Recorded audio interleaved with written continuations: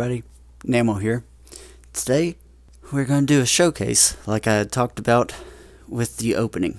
This is Netflix Cheetor. This is also Cheetor, and another Cheetor, and another Cheetor.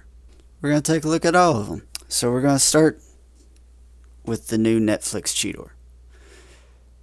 Anatomically, like, he's pretty damn close to a cheater. To a cheetah. And not so much here. He's just a big fat whatever it is. You got robot bits sticking off of his back. Granted, with this one, you do have his little feet heels. The heels of his feet. Or actually, that's his toes. Just kind of sticking out in spikes. It's a little odd. All of his panels fold up nicely and tuck in. You do see some blue at the shoulders and here at the knees, on the front and the back. Nothing like the original Beastwars Cheetor. You've got his entire robot shins just hanging out here. Up front, you see the alien mask inside that hole there, and then you've also got his gun sticking out his chest. If we look at Transmetal Cheetor, I always thought he had the best head sculpt, beast head sculpt of the three, and I preferred this version in the show as well. He was great, and then he has his own, like all Transmetals have. You just flip these panels up, and he's got a flight mode. He's got two little jetpacks. Of the three versions of the original Beast Wars toys, this one was my favorite. Now, granted, I didn't have any of these three when I was a kid. I recently just got, not recently. It's been about 2-3 years. Got him from a collector friend in Virginia. He was wanting to keep his original, but I did find one online on eBay. This is Transmetal 2. It's the weirdest one. I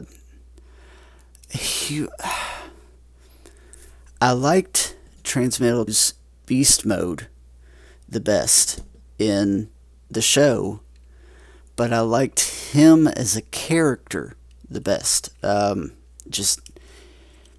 was so much more character development with this version of Cheetor in the show than either of the other two. He was just a hothead little teen. He became an adult. He learned how the world worked in this version. So he's got some strange gimmicks. The Transmetal 2s, they were all really weird. I think this is, there's his little gem coming out of his hip. In the show, that's where the little, I don't even know what it was called. It was like some spectral thing that would come out of his chest and then turn him into this, and it would originate from this gem. It was very, very strange. He does have a firing missile. Ooh. Of course, safety standards of America, they don't have the strong, or a very strong spring, but there's all three of them in beast mode. I do want to do one little comparison too. So here is the original Cheetor. This is actually the 10-year anniversary. You can see the little painted on Maximal symbol on his shoulder here. It's very faint. He is missing his tail, and he does have his gun, but so I bought this one on eBay thinking it was the original. I don't pay too much attention to descriptions, or I didn't. I've been burnt a couple times because of that. This is one of them. It just had Beastwars Cheetor, not complete. I was talking about his tail gun. At that point in time, I didn't care that he was missing his tail gun.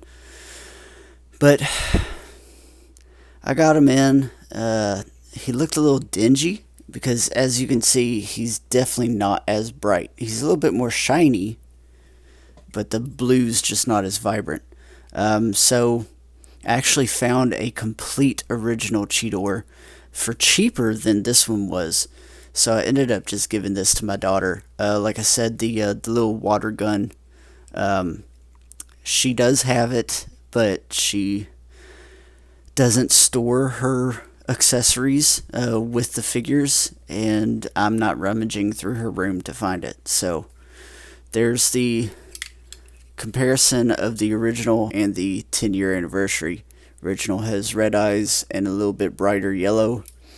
The 10-year has the green eyes with pupils, much like the show. It's a little bit more show accurate in terms of colors, but I'll get these guys transformed and then we'll compare their robot modes. Alright, so here we go.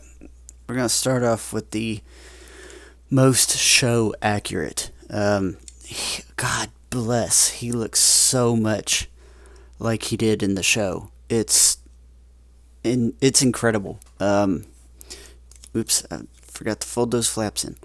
So the Kingdom toys have actually been like dubbed the poor man's masterpiece toys because, God, this figure is just insane. The amount of detail, the engineering for it, the way it actually looks like, the show, the figure in the show, it's just amazing. And then you got the original figure to compare it to. The head sculpt's pretty similar. Coloring is pretty similar. This one's a little bit more shiny, but it's spot on with the blue. Yes, it does have the green eyes because in the show he had green eyes. The original toy had red. Like I said, here's the two guns, the tail gun, the water gun.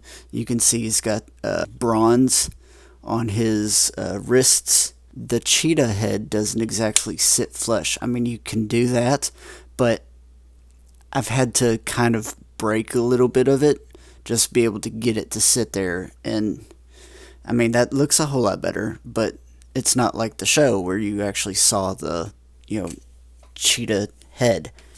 This, like I was showing you, is the 10th anniversary. I haven't forced this down. I haven't broken that little flap that holds it like I have this one. Like I said, this one's my daughter's. I will if she wants me to, but she hasn't asked me to. So you can see the difference in the blues. The original also has has bronze toes, where the 10th anniversary has blue ones. He also has red eyes, where the original had looks like bronze, and also blue forearms. He looks a little bit more dingy. I kind of feel that the Kingdom Cheetor, which I didn't go for, has more of the 10th anniversary colorings with that kind of lighter lilac blue. These are they're great together. They pair so well and it works so well, and I love them. They're great. And God, man, for being what, 20 years old, over 20 years old, this is a sturdy toy. Like, the only thing I've broken on it was this little flap. Let's see. I don't know if you can. So there's a little crack here. Oh, too close. Right there. and that's what makes his head go all the way in. That's the only thing I've broken. This thing is sturdy. Like, this thing was built to last, and that's what I love about the Beast Wars figures. They are sturdy, sturdy toys. Um, can't really say too much about this one because this flap does it is a bit loose. None of these pieces here at all tab in. They're loosey goosey and kind of gets in the way. But if you can tell, his tail whip is similar to the Kingdom and Netflix version. I think they just kind of melted the two together, because these flaps here, like, honestly, if they just put like a little rocket booster there in beast mode, you could flip these out and kind of have him, with a little jetpack. But yeah, it looks like they took a little bit of inspiration from Transmetal Cheetor. I didn't care for his robot mode. I loved his cheetah mode, his beast mode, especially the flight mode. It was amazing, but the toy is pretty close to the animation for the show. I hated his robot mode in season 2. It's so ugly, but it's a great figure and fun to transform, fun to play with. So it's got that going for him. This one, though, here was my favorite robot mode. I didn't like his beast mode because he was hardly ever in it, if I remember correctly.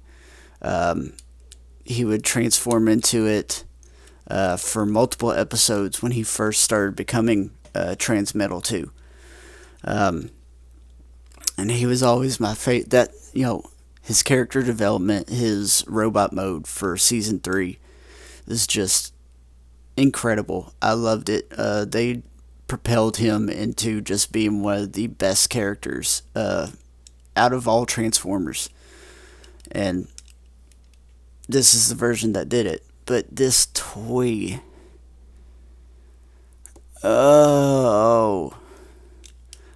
it looks good, but you can't rotate his hand. He's got the thumb to where he can hold something, but you can't rotate this hand. This hand can be rotated because, especially with Transmetal 2, like, everything was so asymmetrical and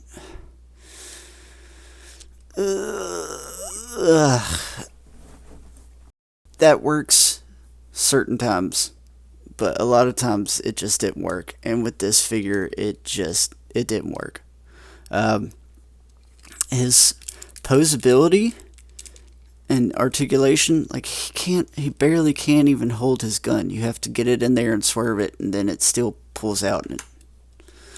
His articulation in robot mode below the waist is incredible.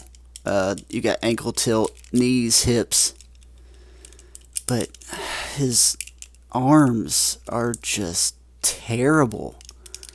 Absolutely terrible. Like, this one, actually both of them, you don't have any elbow articulation at all to bend them down and out. All you can do is spin them around. You can't even mess with his wrist. It can go down because this comes up. What's that supposed to... Is it supposed to be like a shield? I don't... And you can turn this hand a little bit, articulate his thumb, rotate it at the elbow, and then you got the, because it's on a ball joint, you got a full 360 of the shoulder. It's just... In concept and in the show, this guy was awesome, but the figure itself, I said he looks good in robot mode, so he stays in robot mode and sits on a shelf, and I rarely ever mess with him. Like, his transformation is insanely basic too. Like you really don't do anything with his feet. You just open up his chest here. After you rotate down his shoulders, you open his chest here, flip his head over, and then just stretch everything out. Pull the beast mode head in, and then fold these back in. There, you're done. After you also got to rotate these around, and it's a great looking figure in robot mode. But that's really it.